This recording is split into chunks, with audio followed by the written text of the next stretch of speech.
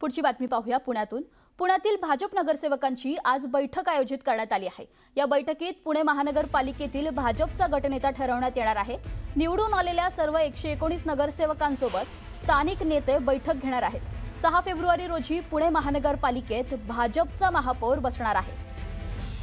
ही बातमी आपण पाहतोय। आता कोणाच्या नावावर शिक्कामोर्तब होतोय या बैठकीत हे आपल्याला पाहायला मिळेलच। याविषयी अधिकची माहिती आपल्याला देत आहेत आपले प्रतिनिधी अभिजित पोते।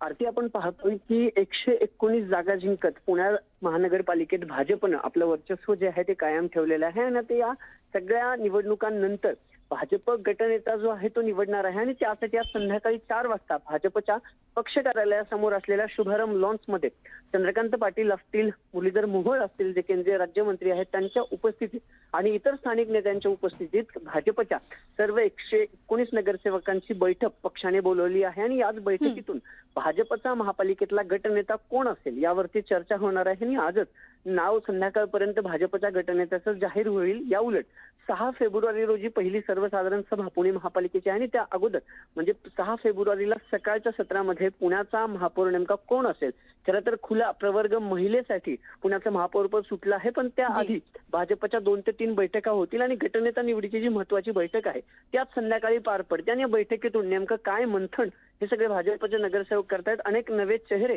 भाजपच्या या टीम मध्ये आहेत। अनेक सुशिक्षित आणि नवे चेहऱ्यांना संधी दिल्यानंतर जवळपास 42 जणांना विद्यमान नगरसेवकांना भाजपनं डावललं होतं आणि त्यानंतरच आता जे नवे चेहरे आहेत त्यांना देखील मार्गदर्शन हे नेते करणार आहेत। पण सगळ्यात महत्वाची बातमी हीच आहे की भाजपचा आज संध्याकाळपर्यंत पुणे महापालिकेचा गटनेता जो आहे त्या बैठकीनंतर जवळपास निश्चित करण्यात येईल। आरती, नक्कीच आता पुण्यामध्ये कोणाचा महापौर होणार हेही पाहणं तितकंच महत्त्वाचं असणार आहे।